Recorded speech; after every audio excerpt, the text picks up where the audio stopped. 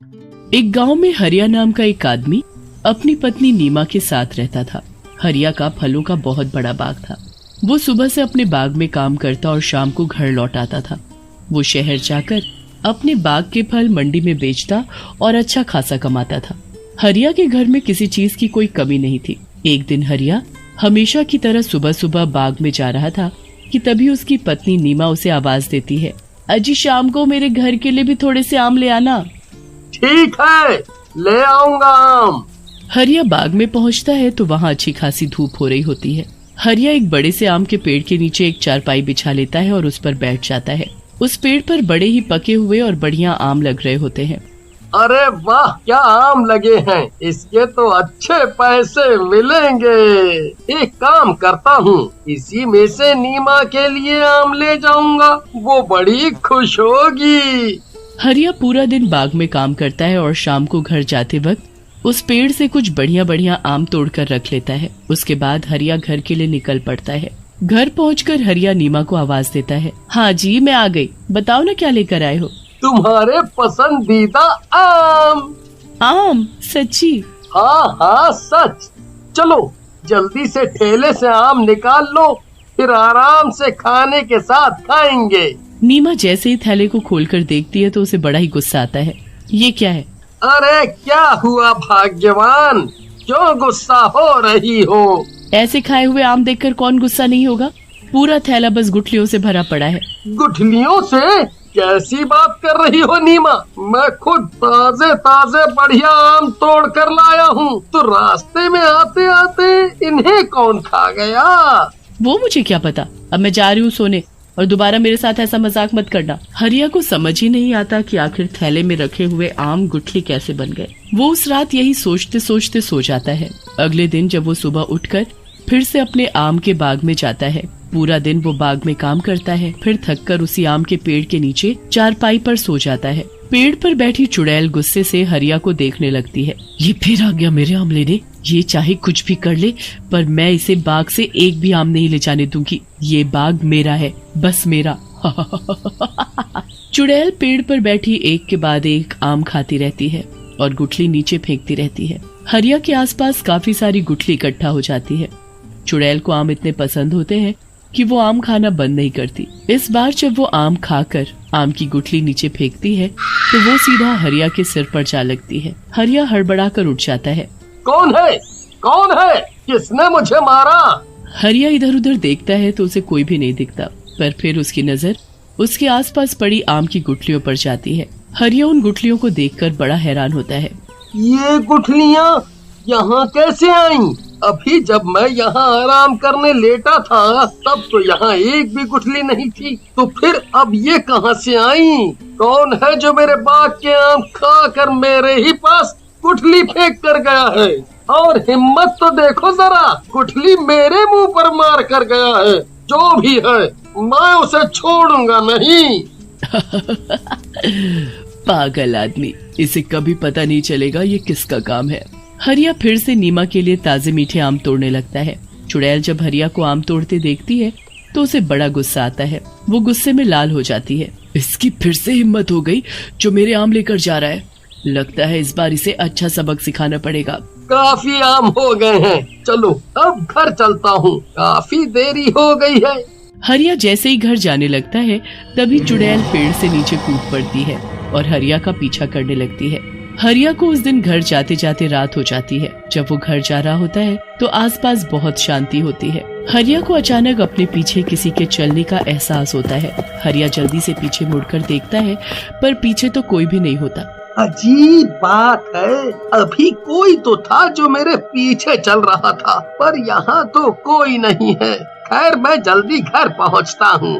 हरिया वापस घर की तरफ बढ़ने लगता है और फिर से उसे पीछे किसी के चलने का एहसास होता है। हरिया झट से पीछे देखता है तो वहाँ इस बार भी कोई नहीं होता। हरिया घबरा जाता है और जल्दी जल्दी चलने लगता है। जल्दी जल्दी चलने के चक्कर में हरिया के हाथ से उसका आम का ठेला गिर जाता है। हरिया उन आमों को जमीन से उठा ही रहा होता है कि अचानक उसके मुंह के आगे चुड़ैल आकर बैठ जाती है। क्या हुआ हरिया, सारे आम गिर गए? चुड़ैल, बचाओ बचाओ। हरिया को कुछ समझ नहीं आता। वो तो सब आम ऐसे छोड़कर भाग लेता है।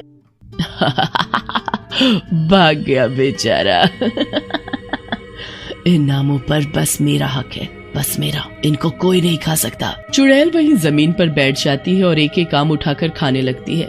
भागते भागते एक बार हरिया पीछे मुड़कर देखता है तो वो चुड़ैल आमों को ऐसे खा रही होती है जैसे कोई भूखा जानवर मांस खाता है। चुड़ैल बड़े मजे से आम खाने में लगी होती है और हरिया भागते भागते अपने घर पहुंचता है। वो बहुत ही बुरी तरह हाँफ रहा होता है। उसे देख नीमा भी घबरा जाती है। अरे क्या हुआ आपको? आप इतनी बुरी तरह हाँफ क्यों रहे हो? नीमा, चुड़ैल मेरे पीछे चुड़ैल। क्या बात कर रहे हो चुड़ैल? हाँ नीमा, मैं झूठ नहीं बोल रहा। मैंने उसे खुद अपनी इन आँखों से बिल्कुल करीब से देखा है। और पता है, भागते भागते जब मैंने उसे एक बार पीछे मुड़कर देखा तो वो ऐसे आम खा रही थी जैसे जन्मों से भूखी हो। आम चुड़ैल खा रही थी? मुझे तो अब शक हो रहा है कि कल जो आम आप लेकर आए थे वो कहीं इस चुड़ैल ने तो गायब नहीं कर दिए और उसमें गुठली भर दी। हाँ नीमा, तुम सही बोल रही हो, पर आखिर ये चुड़ैल हमारे पीछे क्यों पड़ गई है? ये हमसे चाहती क्या है? पता नहीं जी, ये तो वही जाने। खैर अभी हम सो जाते हैं, वही ठीक रहेगा। हरिया और नीमा दोनों सो जाते हैं। सुबह हरिया जल्दी उठ जाता है क्योंकि उसे आम लेकर मंडी पहुंचना होता है। नीमा, अरे ओ नीमा, रास्ते के लिए तुमने खाना बांध दिया है ना? हाँ, मैंने सब रख दिया है। ठीक है, मैं पहले बाग में जा रहा हूँ, फिर आम तोड़कर उनको बाजार में शहर बेचने जाऊंगा। आते वक्त मुझे रात हो जाएगी तो तुम अपना ध्यान रखना। हरिया अपनी बैलगाड़ी लेकर बाग की तरफ चल पड़ता है। बाग में पहुंचकर वो पके पके आम तोड़कर टोकरी में भरने लगता है। देखते ही देखते काफी टोकरी भर जाते हैं। उसके बाद हरिया उस पेड़ के पास पहुंचता है जिस पर चुड़ैल रहती है। हरिया उस पेड़ से भी आम तोड़ना शुरू कर देता है। पेड़ में बैठी चुड़ैल हरिया को दिखाई नहीं देती, इसलिए वो बड़े ही मजे से आम तोड़ तोड़ कर टोकरी में भरने लगता है। पर जब चुड़ैल उसे ऐसा करते देखती है तो उसका खून खौल उठता है। इसकी इतनी हिम्मत कि ये फिर मेरे आम लेने की कोशिश कर रहा है। ये मेरे आम यहाँ से नहीं ले जा सकता। हरिया सारे टोकरे एक एक करके बैलगाड़ी में रख कर शहर के लिए निकल पड़ता है। चुड़ैल भी झट से उसकी बैलगाड़ी पर कूद कर बैठ जाती है। हरिया को महसूस होता है कि कोई उसकी बैलगाड़ी में कूदा है और वो जल्दी से पीछे मुड़कर देखता है तो उसे उस बैलगाड़ी में बैठी वो चुड़ैल दिखाई ही नहीं देती। हरिया आगे बढ़ता है। रास्ते में चुड़ैल एक आम का टोकरा खोलती है और उसमें से आम खाना शुरू कर देती है। वो तो कुछ ही देर में पूरे टोकरे के आम खा जाती है। उसके बाद वो दूसरा टोकरा खोलती है और उसके भी आम खत्म कर देती है। धीरे धीरे वो चुड़ैल सारे टोकरों के आम खा जाती है और टोकरों को वापस ढक देती है। कुछ देर बाद हरिया शहर पहुंचता है और टोकरे मंडी में उतार कर आम बेचने लगता है। आम ले लो, आम ताजे रसीले मीठे आम, आओ जल्दी आओ और सबसे बढ़िया आम खाओ। हरिया की आवाज सुनकर वहाँ कुछ लोग आम लेने आते हैं। अरे भाई, आम क्या भाव दिए? बस 120 रुपया किलो। बताओ कितने बांध दूं? पहले आम की शक्ल तो दिखाओ, तभी तो बताऊंगा। हाँ, अभी मैं टोकरे खोलता हूँ। हरिया जैसे ही ढके हुए टोकरे को खोलता है तो उसके होश उड़ जाते हैं। टोकरे में तो बस गुठली ही गुठली भरी होती है। दूसरी टोकरी खोलता है तो उसमें भी गुठली ही भरी होती है। हरिया सारी टोकरी खोलकर देखता है और सभी में बस गुठली भरी होती है। हरिया को समझ ही नहीं आता और वो निराश होकर घर वापस आता है और नीमा को सारी बात बताता है। ये हो न हो उसी चुड़ैल का ही काम है, इसका कुछ करना पड़ेगा। मैं आज ही तांत्रिक के पास जाती हूँ। नीमा फिर एक तांत्रिक के पास जाकर उसको अपने साथ बाग में लेकर आती है। तांत्रिक को एहसास हो जाता है कि चुड़ैल किस पेड़ पर बैठी है। तांत्रिक अपने थैले से एक धागा निकालकर उस पेड़ को बांध देता है। ए तांत्रिक, ये तो क्या कर रहा है? ऐसा मत कर वरना मैं भी इस पेड़ से बंध जाऊंगी। यही तो मुझे करना है। तूने बड़ा दुखी किया हुआ है। आखिर तू चाहती क्या है? मुझे आम बहुत पसंद है। एक दिन जब ये आदमी आम बेचने शहर जा रहा था तब मैंने इसकी बैलगाड़ी से आम खाया था और मैं इसके साथ ही यहाँ आ गई। अब इन सब आमों पर मेरा हक है।